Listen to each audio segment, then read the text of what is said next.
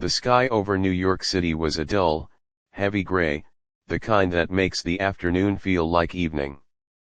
Rain was falling steadily, washing the streets in a shiny, reflective gloss. It wasn't a storm, just a persistent, cold drizzle that soaked into coats and made people hurry toward their destinations with their heads down. Among the crowd of umbrellas and rushing bodies, a tall man walked at a slower pace.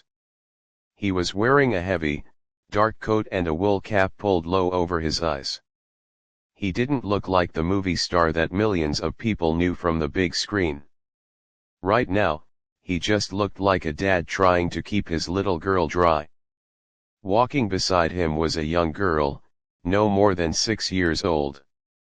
She was wearing a bright yellow raincoat that stood out against the gray city. She had a matching yellow hat and small black boots that splashed happily into every puddle they passed. She wasn't worried about the rain or the cold. She was holding the hand of the tall man and looking up at him with total trust. To her, he wasn't a famous actor. He was just her daddy, and being out in the rain with him felt like an adventure. They turned a corner and the smell of grilled food and fresh coffee drifted out to meet them. It was a comforting smell, warm and inviting. The man stopped and looked up at a neon sign that buzzed softly in the damp air. It was a small diner, the kind that has been there for decades, surviving through changing times and neighborhoods. The windows were steamed up, hiding the inside from view, but the golden glow leaking through the glass promised warmth and food. "Are you hungry?" the man asked, looking down at the girl. The girl nodded vigorously. "Starving," she said with a serious face. He smiled, a soft and genuine smile that few people ever got to see. "Me too. Let's go in here." He reached out and pulled the heavy glass door open. A bell chimed above them, announcing their arrival to the room inside. They stepped out of the cold wet air and into the warmth of the diner. The sudden change in temperature made the girl's glasses fog up slightly, and she giggled as she wiped them with her sleeve. The diner was busy but not crowded. It was filled with the hum of quiet conversations, the clinking of silverware against plates, and the hissing sound of the grill from the open kitchen. The walls were painted a soft cream color, decorated with old black and white photographs of the city from years ago. The floor was checkered black and white, and the booths were covered in red vinyl that was cracked in a few places but looked comfortable and well used.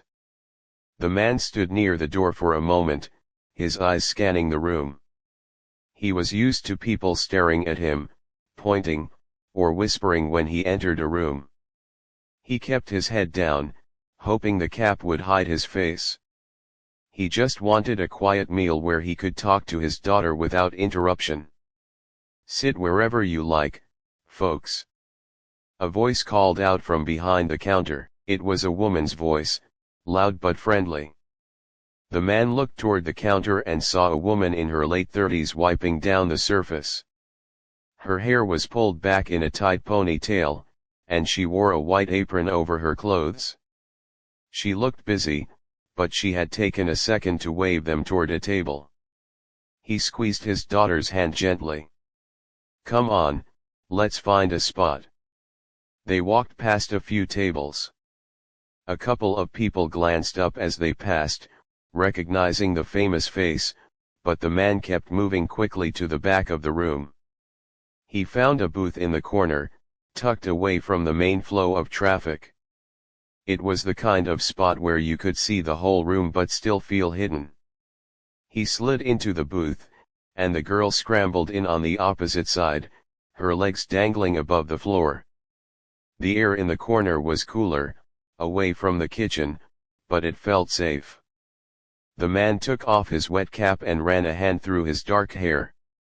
He let out a long breath, relaxing his shoulders. It was nice to just sit. The girl was already looking at the menu that was tucked between the salt and pepper shakers. It was a plastic-covered folder with pictures of burgers, fries, and pancakes. Her eyes went wide as she looked at the colorful photos. "Can I have a chocolate shake?" she asked, looking up at him with hopeful eyes. "We haven't even looked at the food yet," he laughed softly. "But maybe. If you eat something good first." She grinned and went back to studying the pictures, her finger tracing the image of a large stack of pancakes. A few minutes later, the waitress from the counter walked over to their table. She was carrying a pot of coffee in one hand and a small notepad in the other. As she got closer, the man noticed how tired she looked. There were dark circles under her eyes, and she moved a little slowly, like her feet hurt. But even with the tiredness, she had a nice energy about her. She wasn't just doing her job, she actually seemed to care. She stopped at the edge of the table and looked at the man. For a split second, her eyes widened just a fraction. She recognized him. Anyone who watched movies would know that face. But she didn't gasp. She didn't pull out her phone to take a picture. She didn't ask for an autograph. She just treated him like a normal person, which was exactly what he wanted. "Hi there," she said, her voice warm and friendly. She looked at the girl. "And hello to you, too. I love that yellow raincoat. It's the brightest thing I've seen all day." The girl looked up, surprised that the waitress was talking to her. She smiled shyly. "Thank you. It has ducks on the inside," she whispered. The waitress leaned in a little closer, pretending to be surprised. "Ducks? That is very cool. I wish my apron had ducks on it." The man watched this interaction closely. He was used to service people who were either nervous around him or, conversely, tried too hard to be his best friend. This woman was different. She was kind, but in a very natural, human way. She was making his daughter feel comfortable, and that meant more to him than perfect service. "Can I get you folks started with something to drink?" the waitress asked, looking back at the man. "Coffee or maybe some hot chocolate for the duck expert?" The man looked at his daughter, who nodded her head eagerly. "Hot chocolate for her, please," he said. "And just water for me. With lemon if you have it." "Coming right up," she said, scribbling it down on her pad. "Take your time with the food menu. The burgers are great today, and the fries are homemade." She turned and walked back toward the kitchen, weaving her way through the tables with the ease of someone who had done this 1,000 times. The man watched her go. He noticed the way she stopped at another table to check on an elderly man who was eating soup alone. She patted him on the shoulder gently and refilled his water glass without him asking. It was a small gesture, but it showed patience. It showed kindness. "She's nice," the girl said, breaking his thoughts. "She likes ducks." The man smiled across the table. "Yes, she is very nice. And she has good taste." He looked down at his own menu, but his mind was elsewhere. Being a single father, or at least, the one primarily taking care of her that day, came with its own set of worries. He always wanted to protect her from the craziness of his life. He wanted her to have normal experiences, like eating in a diner without people staring. So far, this place was perfect. It was ordinary, simple, and real. The rain continued to beat against the glass window next to them, blurring the world outside into streaks of gray and yellow. Inside, the smell of frying bacon began to fill the booth, mixing with the aroma of fresh coffee. It was a cozy feeling, a sharp contrast to the cold weather they had just walked in from. The waitress returned a few moments later carrying a tray. On it was a tall glass of water with a slice of lemon floating on top, and a large, white mug filled with hot chocolate. Steam was rising from the mug, and there was a mountain of whipped cream on top with a little sprinkle of chocolate powder. "Careful, it's very hot," the waitress said as she set the mug down in front of the girl. She placed a coaster under it and then set the water down for the man. "Do you need a few more minutes, or do you know what you want?" "I think we're ready," the man said. He looked at his daughter. "What do you think, pancakes or a burger?" "Pancakes," she said instantly. "She'll have the short stack of pancakes," the man said. "And can you add a side of strawberries and the water, please?" "Of course," the waitress nodded, writing it down. "And for you?" "I'll take the cheeseburger. Medium, with onions and pickles. And fries." "Great choice," she said, ripping the paper from her notepad. "I'll get that order in for you right away." As she walked away again, the man took a sip of his water. It was cold and refreshing with the sharp taste of the lemon. He watched his daughter carefully blow on her hot chocolate. She looked so small in the big booth, but she looked happy. He thought about how fast life moved. One day you are filming a movie in a different country, and the next you are just trying to find a quiet corner in a New York diner. He valued these quiet moments more than anything. They were real. There were no scripts, no directors yelling cut, and no cameras. Just a father and a daughter sharing a meal. Suddenly, a loud crash came from the kitchen, followed by the sound of breaking glass. The noise echoed through the diner, silencing the conversations for a moment.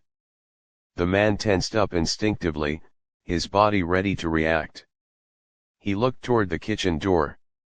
The waitress, who had been walking back toward the counter, didn't flinch. She just sighed, a heavy, tired sigh, and kept walking. She pushed through the swinging doors to see what had happened. The man could hear her voice speaking calmly, not yelling. She was probably reassuring the cook that it was okay, that accidents happen. A minute later, she came back out. She didn't look angry. She just looked a little more tired than before. She walked past their booth on her way to another table and gave them a quick nod and a smile to let them know everything was fine. The man relaxed back into his seat. He admired that. He admired someone who could keep their cool when things went wrong. It was a sign of strength, a quiet strength that didn't need to show off. "You know," the man said to his daughter, leaning his arms on the table, "we should always be kind to people who work hard. Like her." The girl looked up from her whipped cream mustache. "Because she has tired feet." "Yes," the man chuckled. "Because she has tired feet and she still smiles at us. That is a special thing." Around them, the diner was returning to its normal rhythm. The kitchen noise started up again, and people went back to their conversations. But in that corner booth, things felt different. There was a sense of peace. They were just two people in a big city, waiting for food, watching the rain fall against the glass. The man felt grateful. Grateful for the rain that drove them inside, grateful for the corner booth, and grateful for the waitress who treated them not like celebrities, but just like a dad and his little girl who needed a hot meal. The smell of the food arrived before the plates did. It was a savory, rich aroma of grilled meat and melting cheese mixed with the sweet scent of syrup. The young woman returned to their booth, balancing the tray with one hand while sliding the plates onto the table with the other. She set a towering burger in front of the man, the cheese oozing over the sides of the patty, and a stack of fluffy pancakes in front of the girl. "Here we go," the waitress said, setting down a milkshake she had brought along with the food. It was a tall glass filled with a thick, creamy pink liquid, topped with a mountain of whipped cream and a bright red cherry. "Strawberry," as requested. "And extra napkins," because pancakes can get messy. The girl's eyes lit up. She clapped her hands together, forgetting all about the rain outside. "Thank you," she chirped. "You're very welcome," the waitress replied, offering another one of those warm, tired smiles before turning to rush off to the next table. The father watched his daughter pick up her fork. He felt a sense of contentment settle in his chest. For a while, they just ate. The diner was relatively peaceful, the low hum of conversation acting like a gentle background noise to their meal. He took a bite of his burger. It was simple food, but it tasted good because he was hungry and because he was sitting across from his favorite person in the world. As the minutes ticked by, however, the atmosphere in the diner began to change. The lunch rush was starting. The door swung open more frequently, bringing in groups of office workers on their break, tourists seeking shelter from the rain, and delivery drivers picking up orders. The noise level crept up. The clatter of dishes became louder, and the friendly voice of the waitress calling out orders became more strained. The man observed the chaos unfolding around them. The young woman was now moving at double speed. He saw her wiping down tables, dropping off checks, and running cups of coffee to a large group of men in suits who were laughing loudly and taking up 3 tables. She didn't stop.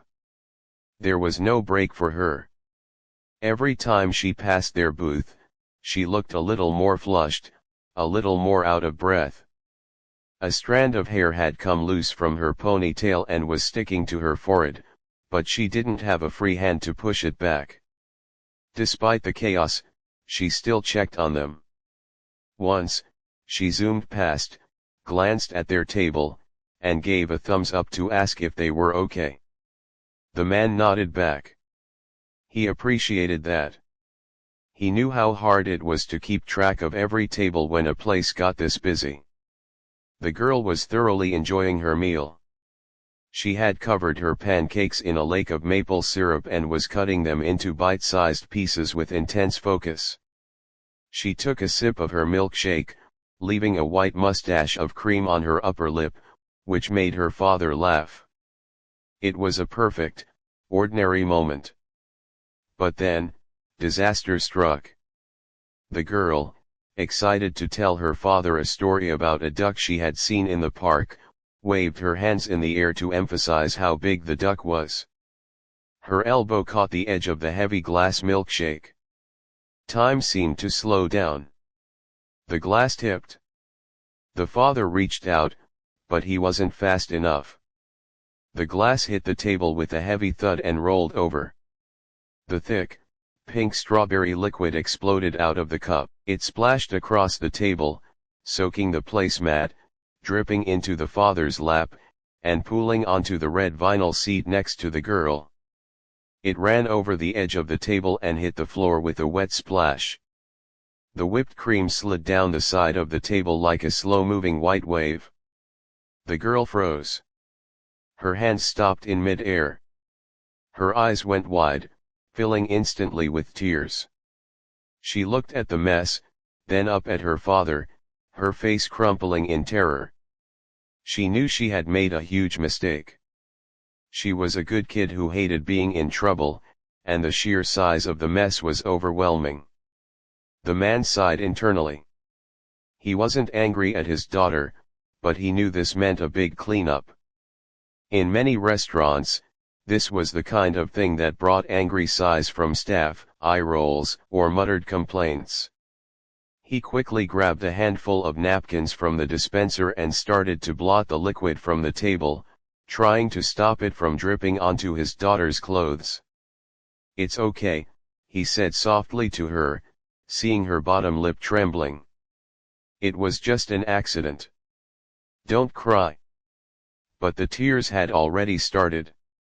The girl felt guilty. She felt like everyone in the noisy diner was staring at her.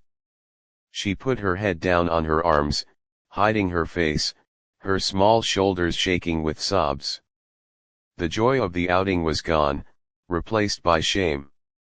The noise of the diner seemed to fade away for the father.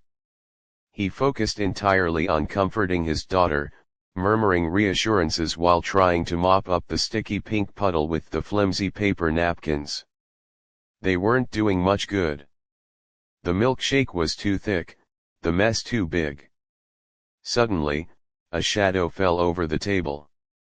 He tensed, expecting to see the manager or an annoyed waiter demanding they move or scolding them for the mess. But it was the waitress. She had seen the accident from across the room. She could have ignored it for a minute to finish delivering the food to the loud suit men. She could have rolled her eyes or grabbed a mop with a sour expression. She was tired, overworked, and had a million things to do. A spilled milkshake was the last thing she needed. Instead, she didn't say a word about the mess. She didn't look at the floor or the table. She looked immediately at the crying little girl. She rushed over, carrying a handful of clean, white towels. She dropped to her knees beside the booth, ignoring the sticky floor that was surely soaking into her pants. She didn't stand over them, she got down to the girl's eye level. "Hey, hey," she said, her voice low and gentle, cutting through the girl's sobs. She placed a hand gently on the girl's arm. "Don't cry, sweetheart. It's okay." The girl lifted her head slowly, tears streaming down her cheeks. I made a mess," she choked out. The waitress shook her head, offering a smile that was incredibly kind. "Mess? I don't see a mess. I think that milkshake just wanted to explore a little bit. It looks like it was trying to run away." The girl sniffled, looking at the pink puddle.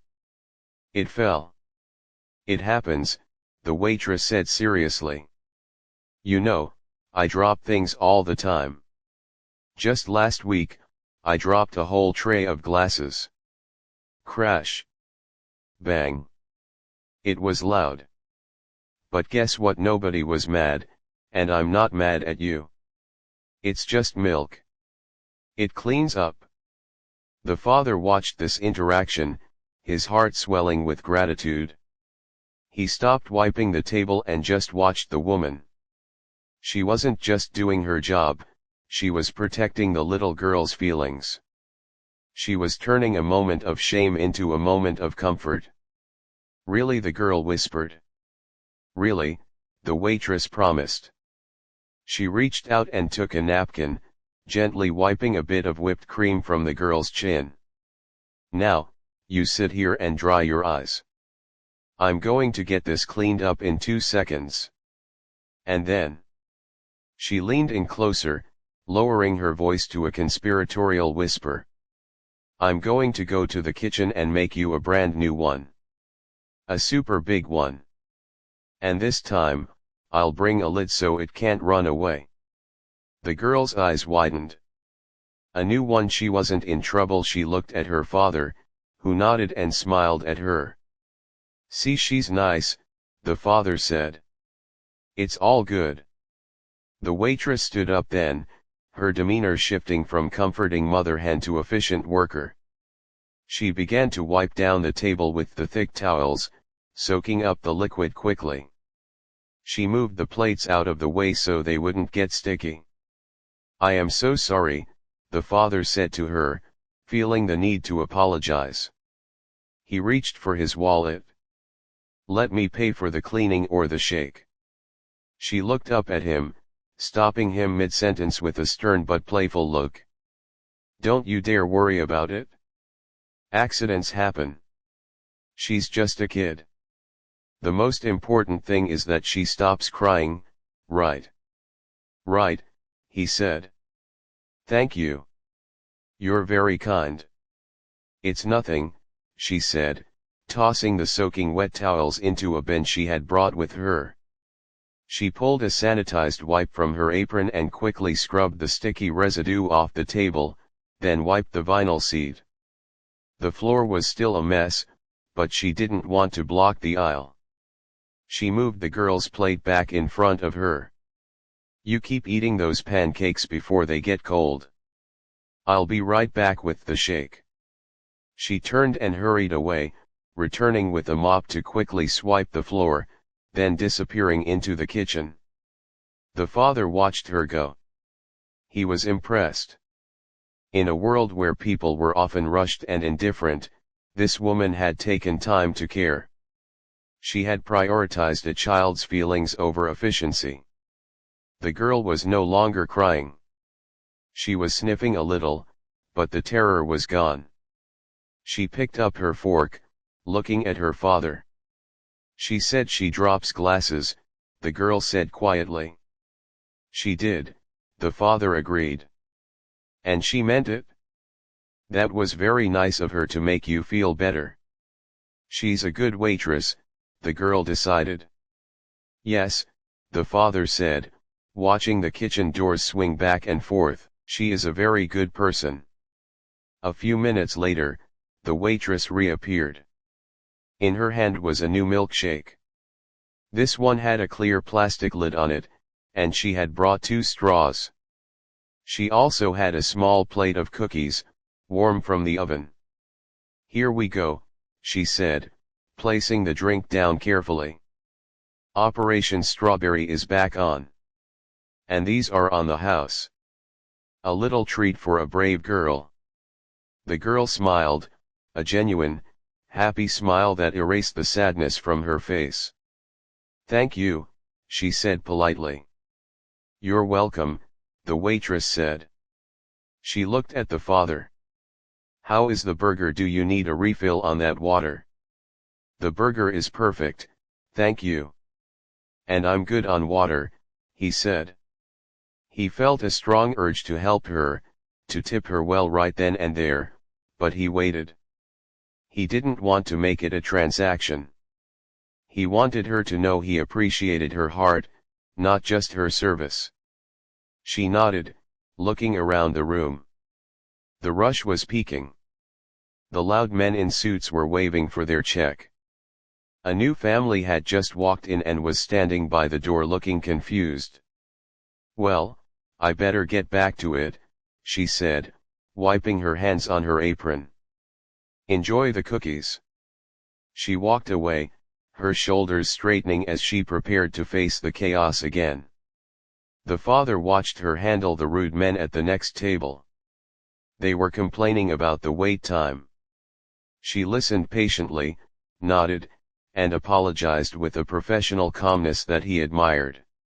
She didn't snap back. She didn't look flustered. She just absorbed their stress and diffused it. He looked back at his daughter, who was happily dipping her cookie into her new milkshake. The crisis had passed, but the impact of the waitress's kindness lingered in the air. It wasn't just about the milkshake. It was about how she made them feel. In a city of millions, where people often felt like strangers, she had created a small moment of genuine human connection. The father finished his burger, but his mind was already turning toward the end of the meal. He knew he couldn't just walk out of here and leave it at a standard tip. The way she had treated his daughter, protecting her dignity when she was most vulnerable, was something rare. He watched the waitress again, noting the worn-out shoes she was wearing and the way she rolled her neck to ease tension as she waited for the computer to print a receipt. He began to form a plan in his head. He had the means to help, and he had the reason. The afternoon had started with rain and hunger, but now it was turning into something else entirely. He wasn't just a customer anymore, and she wasn't just a server. They were 2 people sharing a moment of kindness in a busy world, and he intended to make sure she knew how much it mattered. The last crumbs of the warm cookie were gone, and the girl leaned back in the booth, letting out a satisfied sigh. She rubbed her stomach and looked at her father with a sleepy smile. The excitement of the morning, the walk in the rain, and the big lunch had finally caught up with her. The yellow raincoat was unzipped now, hanging off her shoulders like a cape. "Full?" the father asked, smiling at her. Very full, she said softly. And happy. The man felt a warm sense of relief. The spilled milkshake incident was forgotten, replaced by the memory of the waitress's kindness and the sweetness of the cookie. He looked around the diner. The lunch rush was starting to fade. The loud group of men in suits had left, leaving behind a mess of empty coffee cups and crumpled napkins. The rain outside was still falling, but it had slowed down to a gentle tapping against the glass. The waitress walked by their table, carrying a tub full of dirty dishes. She looked even more tired than before. The color had drained from her cheeks, and there was a slight slump to her shoulders that hadn't been there when they first arrived.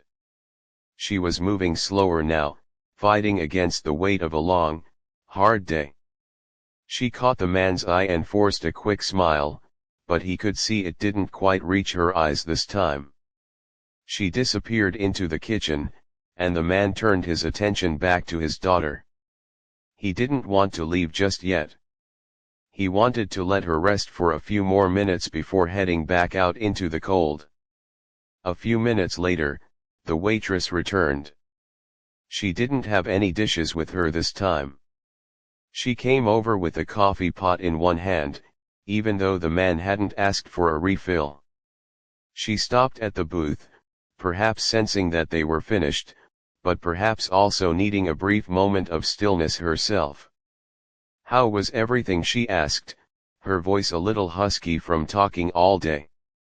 "It was perfect," the man said sincerely. "The burger was great, and the pancakes, well, she didn't leave anything behind." The girl giggled. "I'm glad to hear that," the waitress said.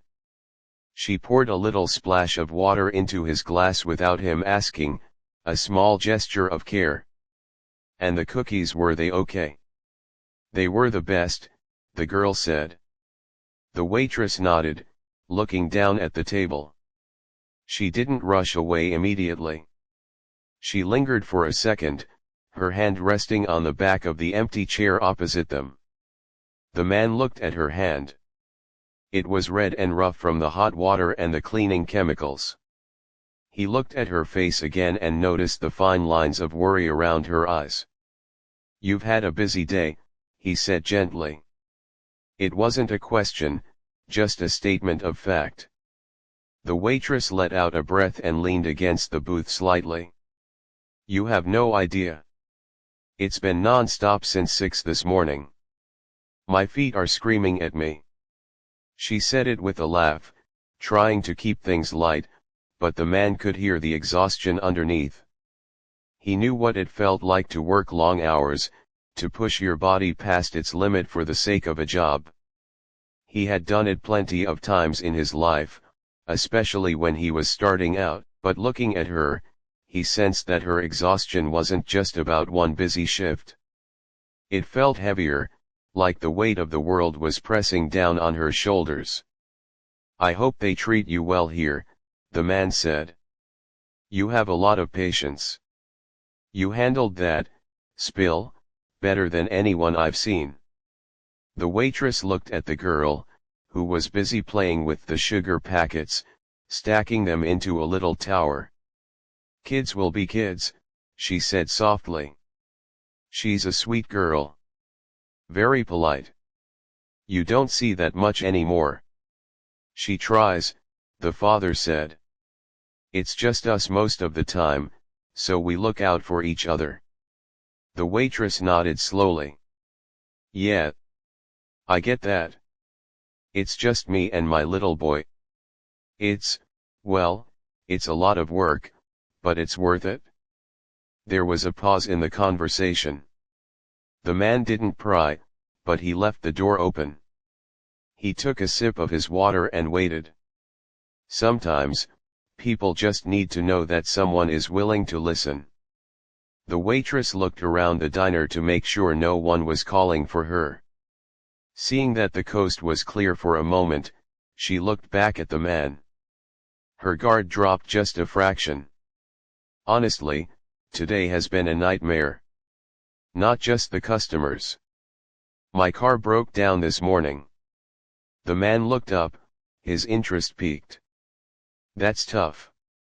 Especially in this weather. It's not just the weather, she said, her voice dropping to a whisper. It's the money. I took it to the shop before my shift, and they told me the transmission is going. It's going to cost a fortune to fix. She shook her head, looking down at the floor. I don't have a fortune. I barely have enough to cover rent this month. She stopped talking abruptly, as if realizing she was unloading her personal problems on a stranger. She straightened up and smoothed her apron. I'm sorry. I shouldn't be complaining. Everyone has problems. It's scary, the man finished for her. She looked at him, surprised by his understanding. Yeah. It is. I need that car to get to work. If I can't fix it, I can't get here. And if I can't get here, I lose this job. And if I lose this job. She trailed off, not needing to say the rest. The domino effect of poverty was something anyone in that situation understood perfectly. The man felt a pang of sympathy in his chest. He had been in difficult spots in his life. He knew the feeling of lying awake at night, staring at the ceiling, wondering how he was going to make everything work. He knew the stress of bills piling up higher than the paycheck. He looked at this woman working hard, staying kind despite her troubles, caring for his daughter when she didn't have to, and he felt a strong sense of respect for her. She was doing everything right. She was working hard. She was raising a child. She was being a good person. And yet, the world was making it incredibly difficult for her. It didn't seem fair. They should fix it for free, the girl said suddenly, looking up from her sugar tower. She had been listening quietly. The waitress laughed, a sad but appreciative sound. I wish, sweetheart. Mechanics don't work for cookies, unfortunately. They should, the girl said firmly. The waitress reached out and patted the girl's hand. You're right. They should. You're a good listener. She turned back to the father. Anyway, I'm sorry to dump all that on you. You're just trying to have a nice lunch with your daughter. I'll let you be. You didn't dump anything, the man said, his voice low and steady. Thank you for sharing that. It puts things in perspective. He looked at her intently. You're doing a good job. A really good job. Your son is lucky to have you. The waitress's eyes actually watered a little bit at that. She blinked quickly and looked away. That's nice of you to say. Some days it's hard to feel like I'm doing a good job when everything is falling apart. But thank you. Really. She gave them a nod, a genuine one this time, and turned to walk away. The man watched her go. He watched her stop at another table to pick up some plates, watched her force a smile for a group of teenagers who were laughing loudly. He saw the way she rubbed her lower back as she walked toward the kitchen. He turned back to his own table. He looked at his daughter, who was now resting her head on her arms, closing her eyes. The man felt a resolve forming in his mind. He wasn't just going to leave a tip. That wasn't enough. He had the ability to change this woman's day, maybe even her month. Why wouldn't he? He thought about the randomness of life. Here she was, worrying about a car transmission, losing sleep over a repair bill that was, to him, a manageable amount. To her, it was a mountain. To him, it was a pebble. He had the power to move that mountain. He didn't want to make a big scene. He didn't want her to feel like a charity case. He wanted to do it in a way that respected her dignity. She was proud, he could see that. She wasn't asking for handouts. She was working for her living. He reached for the black leather check folder that she had dropped off a few minutes earlier. It lay on the edge of the table, waiting for him. He picked it up and felt the textured leather under his fingers. He opened it slowly. Inside was the receipt. The total for the burger, the pancakes, the cookies, and the 2 milkshakes was a reasonable number.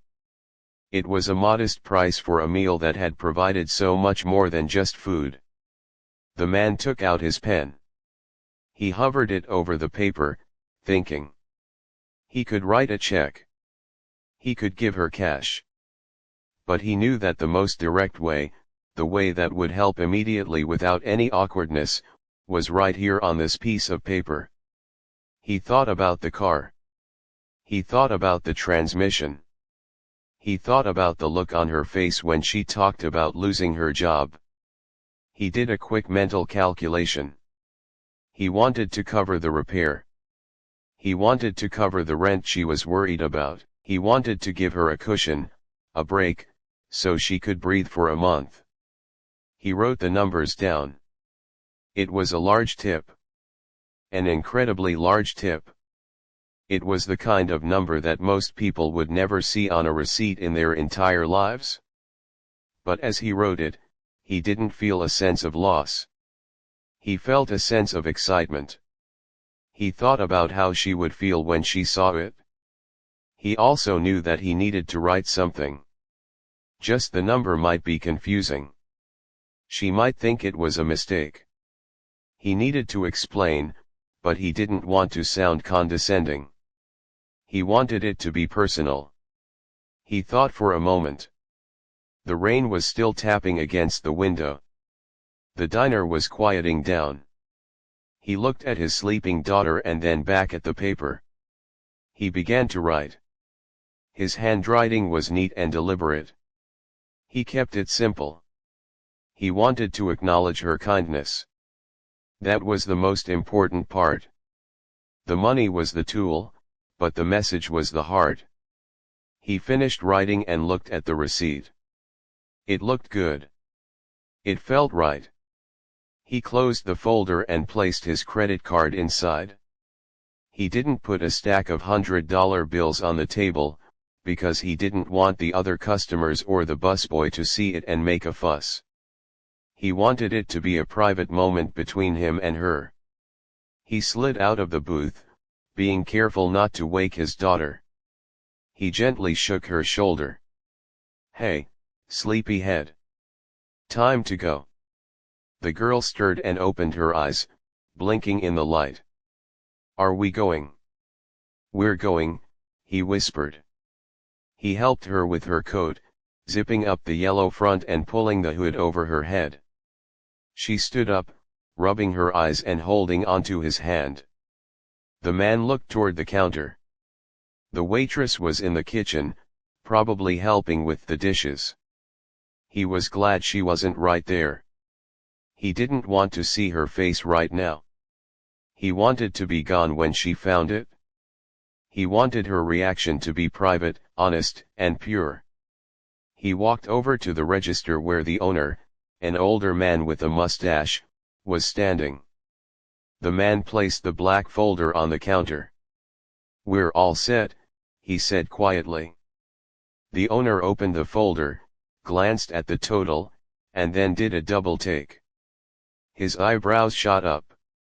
He looked at the famous actor, then back at the receipt, then at the actor again. He opened his mouth to say something, perhaps to ask if he was sure.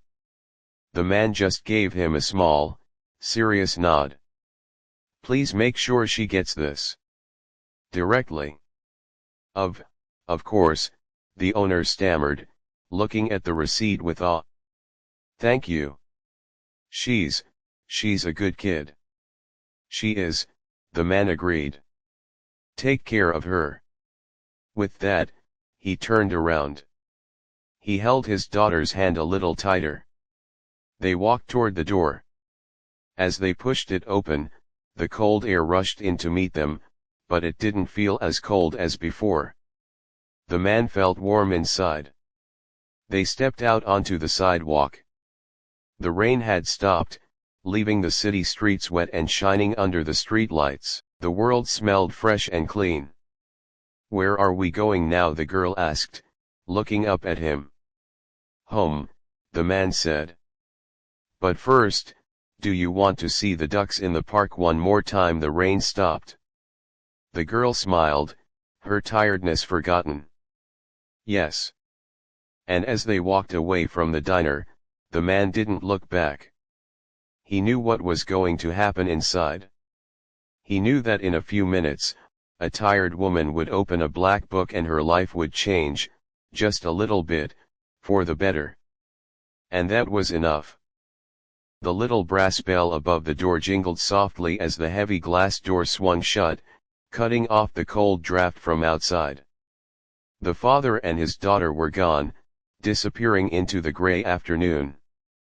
The diner seemed to hold its breath for a moment, then slowly returned to its rhythm. The hum of the refrigerator, the clinking of spoons against ceramic cups, and the low murmur of conversations from the remaining customers filled the air again. The young woman stood in the doorway of the kitchen, holding a plastic tub full of dirty dishes. She watched the empty space by the door for a second, feeling a strange mix of sadness and relief. She had enjoyed talking to them. It wasn't often that customers felt like real people. Usually, they were just orders to be taken and tables to be cleared. But the man with the kind eyes and the little girl in the yellow coat had felt different. She sighed, shifting the weight of the tub in her arms. Her back ached, a sharp, throbbing pain that ran from her neck down to her lower spine. Her feet felt swollen inside her worn-out sneakers, pulsing with every beat of her heart. She was mentally calculating how many hours she had left. Just 4 more hours. She could do 4 more hours. She walked over to the booth in the corner. It was empty now, looking strangely tidy without them. The milkshake spill was gone, the table was wiped clean, and the only thing left was the black leather folder containing the bill. It sat there, closed and innocent looking on the edge of the table. She assumed the man had paid at the register, as most people did when they were in a hurry. She reached out to grab the folder to clear it away, but then she paused. She saw the owner standing by the register. He was looking in her direction, his eyes wide and his mouth slightly open. He was holding the credit card machine in one hand, but he wasn't using it. He was just staring at a piece of paper in his other hand. Confused, the waitress put the tub of dishes down on a nearby table and walked over to him. "Did they pay already?" she asked, wiping her hands on her apron. The owner looked up at her. His face was an odd mix of shock and something else, disbelief, maybe. He didn't speak for a moment. He just held out the black leather folder to her. "He left this at the table," the owner said, his voice unusually quiet. "I ran the card. It went through. But, you need to see this." The waitress frowned, taking the folder from his hand. "Did he complain about the shake?" "I told him it was on the house, I didn't charge him for the second one." "No, he didn't complain," the owner said, shaking his head slowly. "Just look at the receipt." She walked away from the register, feeling self-conscious under the owner's gaze. She didn't want to stand there and read it in front of everyone. She walked back to the empty booth where the father and daughter had sat. It felt private there, like a little island away from the rest of the diner. She sat down in the booth where the man had been sitting. She could still smell the faint scent of his cologne, something woodsy and clean. She opened the folder. The first thing she saw was the customer copy of the receipt. It listed the items: the burger, the pancakes, the milkshakes, the cookies. The total bill was a reasonable number, something she expected. She looked down at the bottom where the tip line was. At first, her brain didn't process what she was seeing. She thought maybe there was a smudge on the paper, or perhaps she was more tired than she thought and her vision was blurring. She blinked hard and looked again. The tip amount had 4 digits. She stared at the numbers. It was a sum of money that was more than she made in a month. It was more than her rent. It was enough to fix the transmission in her car, pay the electric bill, and buy groceries for the next 3 weeks combined. Her heart skipped a beat, then began to hammer against her ribs like a trapped bird. Her hands started to shake. She looked at the total at the bottom of the receipt. The number was so big it looked unreal. This can't be right, she whispered to herself. She thought maybe it was a mistake. Maybe he had accidentally added an extra zero, or maybe he was terrible at math. But then, her eyes moved down to the space below the numbers, where he had written a note in blue ink. The handwriting was neat, a little jagged, as if he had written it quickly. She read the words, her lips moving silently. "Thank you for being so kind to my daughter. You're a hard-working mom doing a great job. Take care of yourself." She read it again. And then a third time. The world around her seemed to fade away. The noise of the diner, the clattering dishes, the sound of the rain against the window, it all turned into a dull buzz. All she could see was the note and the numbers. She remembered the conversation they had just had. She remembered unloading her worries about the car, about the money, about the fear of losing her job. She had told a complete stranger her struggles, not expecting anything in return, just needing to vent. And he had listened. He hadn't judged her. He hadn't looked away. And now, this. Tears pricked at the corners of her eyes, hot and sudden. She hadn't cried in a long time. She had been too busy surviving, too busy keeping her head above water to waste time on tears. But now, they came unbidden, spilling over her lashes and tracking down her cheeks. She thought about her car. The image of the broken-down vehicle on the side of the road this morning flashed through her mind. The panic she had felt, the knot of terror in her stomach as she thought about how she would get to work, how she would pick up her son from school. That knot was gone now. It was untied, dissolved by the generosity of a man she had served lunch to for less than an hour. She thought about her son. She thought about being able to tell him that everything was going to be okay, that they didn't have to worry about the rent this month. That she could buy him the new shoes he needed for school without looking at the price tag. It wasn't just the money, though the money was life-changing. It was the message. You're a hard-working mom doing a great job. She often felt like she was failing. She felt like she was constantly running on a treadmill that was moving too fast, never getting anywhere, always tired, always worried. She wondered if she was doing enough for her son. She wondered if people looked at her and just saw a tired waitress with stained hands and worn-out clothes. But he saw her. He saw the effort. He saw the kindness she tried to show, even when she was exhausted.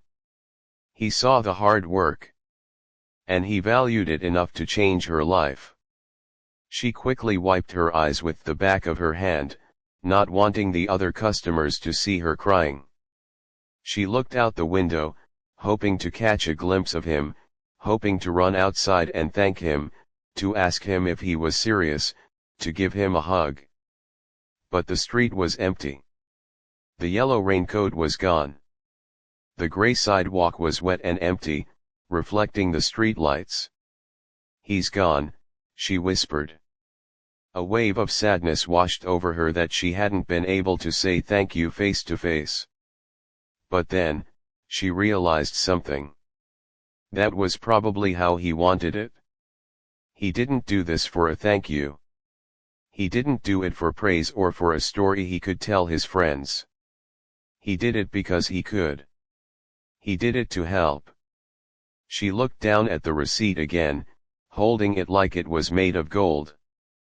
It was just a slip of thermal paper, thin and fragile, but it felt heavy with meaning. It was a lifeline. She carefully folded the receipt and placed it in the pocket of her apron, right against her hip. She patted it gently, making sure it was safe. The owner walked over to the booth, looking concerned. He had seen her crying. "Are you okay?" he asked gently. She looked up at him. Her eyes were red, but for the first time in a long time, they were shining with something other than exhaustion. They were shining with hope. "I'm okay," she said, her voice trembling slightly. I'm more than okay." The owner glanced at her pocket, knowing what was in there. He smiled, a genuine smile that crinkled the skin around his eyes. "He was a special guy," the owner said. "He was," she agreed. They both were. She took a deep breath, inhaling the smell of coffee and fried food. The diner was the same. The work was the same. Her feet still hurt, and she still had 4 hours left on her shift. But nothing was actually the same. The heavy weight that had been crushing her chest for months was gone. She stood up from the booth. She felt lighter, as if someone had removed a heavy backpack she had been carrying for years. She straightened her apron and pushed the loose strand of hair back behind her ear. She looked around the room. There were still tables to wipe. There were still dishes to wash. There were still customers who needed coffee. But now, she didn't see them as burdens. She saw them as people. She walked back to the kitchen, swinging the door open. The heat and noise of the cooking line hit her, but it didn't bother her. She picked up the tub of dirty dishes she had left earlier. "Hey," the cook said, looking at her face. "You all right?" She smiled at him, a real smile that reached all the way to her soul. "I'm great, Tony. Just great." She carried the dishes to the sink, turned on the water, and began to scrub. As she worked, her mind wandered to her son. She thought about picking him up later. She thought about the look on his face when she told him they were going to get his favorite pizza for dinner. She thought about the relief of sleeping through the night without waking up in a panic about bills. And she thought about the little girl in the yellow coat. She hoped she was warm and dry. She hoped she was happy. As the hot water ran over her hands, washing away the grease and the sugar, the waitress made a silent promise. She promised that she would remember this feeling. She promised that she would keep being kind, even when she was tired. She would keep smiling, even when it was hard. Because she knew now that kindness mattered. It was seen.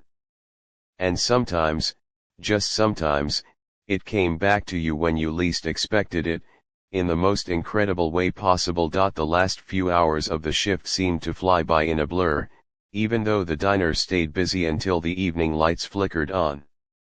The young woman moved through the tables with a renewed sense of energy. She still had to work hard, carrying heavy trays and scrubbing sticky counters, but the heavy cloud that usually hung over her had lifted. Every time she felt a twinge of pain in her back or her feet started to ache, she would touch the pocket of her apron where the folded receipt sat.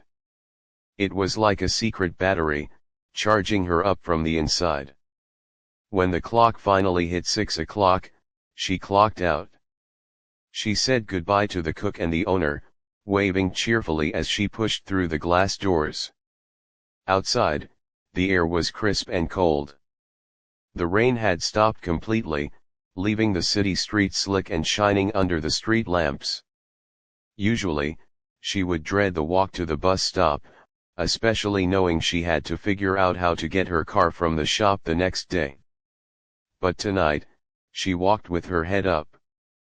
She reached the bus stop and sat on the wooden bench, pulling her coat tight around her. A few other people were waiting, looking down at their phones or staring blankly at the road. She took out the receipt one last time, just to look at the numbers. It still didn't seem real. She traced the line of the tip with her thumb. She thought about the little girl in the yellow raincoat. She hoped the girl was warm at home, maybe telling her mom or dad about the ducks and the cookies. She thought about the man. He hadn't asked for anything, he hadn't left a phone number or asked for a call. He just saw a need and filled it. The bus arrived with a loud hiss of air brakes. She stepped on, paid her fare, and found a seat near the back. Looking out the window as the bus drove through the city, she watched the world go by. The city felt different tonight. It felt less hostile. Usually, the city felt like a machine that chewed you up and spit you out if you weren't careful. But tonight, it felt like a place where miracles could happen in a small corner booth. She got off at her stop and walked the few blocks to her apartment complex. It was an old building with a flickering hallway light and an elevator that smelled like cleaning products. As she walked up the stairs to the third floor because the elevator was broken again, she didn't feel the usual frustration. She felt light. She opened the door to her small apartment. It was modest, filled with second-hand furniture and drawings taped to the fridge. Her 7-year-old son was sitting at the small kitchen table, coloring a picture with a set of broken crayons. He looked up as she entered, his face lighting up. "Mommy!" he shouted, jumping down from his chair to run to her. She scooped him up into a hug, squeezing him tight. "Hey, buddy. Did you have a good day at school?" "Yeah," he said, burying his face in her shoulder. "We learned about dinosaurs. And I missed you." "I missed you too," she said, kissing the top of his head. She put him down and looked around the apartment. There was a pile of unpaid bills on the counter, hidden under a stack of mail so she wouldn't have to look at them. There was a note from the landlord on the table about the noise. It was the same mess it had been when she left that morning. But the panic was gone. She walked over to the counter, picked up the bills, and looked at them. For the first time in a long time, she didn't feel like crying. She reached for her purse and took out the receipt. She placed it on the counter next to the bills. "Can we have mac and cheese?" her son asked, bringing his drawing over to show her. She looked at him. "We can have mac and cheese," she said, smiling. "And maybe we can order a pizza on the weekend. A big one with pepperoni." Her eyes widened. "Really? Really?" she promised. "And guess what else?" "What?" "I think we can go to the park on Saturday. The big one with the zoo. And we can take the bus, or maybe, just maybe, Mommy's car will be fixed by then." "You mean the broken car?" he asked. "Yes," she said. "I think I can get it fixed now." She didn't tell him the exact details. She didn't want to scare him with how close they had been to losing everything, or how much money the stranger had given them. She just wanted him to feel safe. That was the gift the man had really given her, not just the money, but the ability to be a calm, present mother again. The next morning, she woke up with the sun. She called the mechanic first thing. A gruff voice answered the phone. "Hi, this is the owner of the blue sedan," she said, her voice steady. "You said the transmission would be $1,500. "Yeah, that's right," the mechanic said. "It's a big job." "You want us to start?" "I do," she said. "Please go ahead and fix it. I can pay for it when I pick it up." There was a pause on the other end. You can pay for it? Yes, she said. All of it? Well, all right then, the mechanic said, sounding surprised. We'll get on it right away. She hung up the phone and let out a long breath. It was done. The car, the symbol of her stress and her inability to keep up, was going to be fixed. Just like that. Over the next few weeks, life didn't become perfect, but it became manageable. She paid the rent. She bought fresh groceries instead of counting pennies for ramen noodles.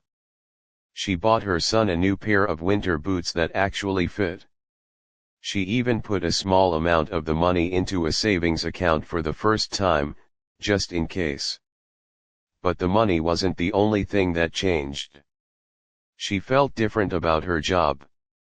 Before, she had felt invisible, like a ghost floating through the lives of the customers. Now, she realized that she had power.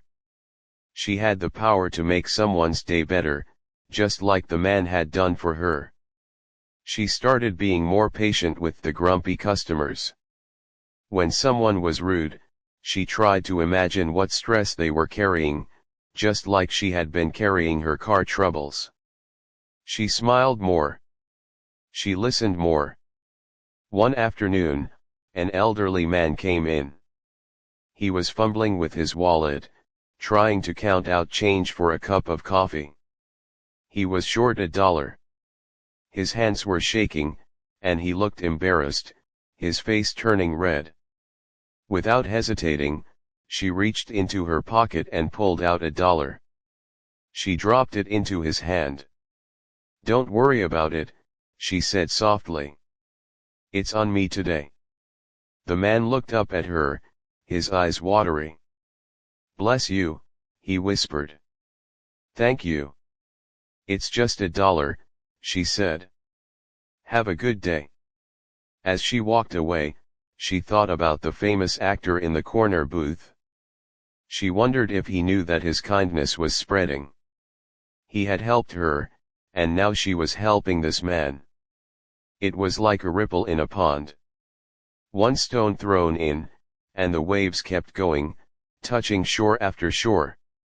She never saw the man or his daughter again. She didn't try to find them.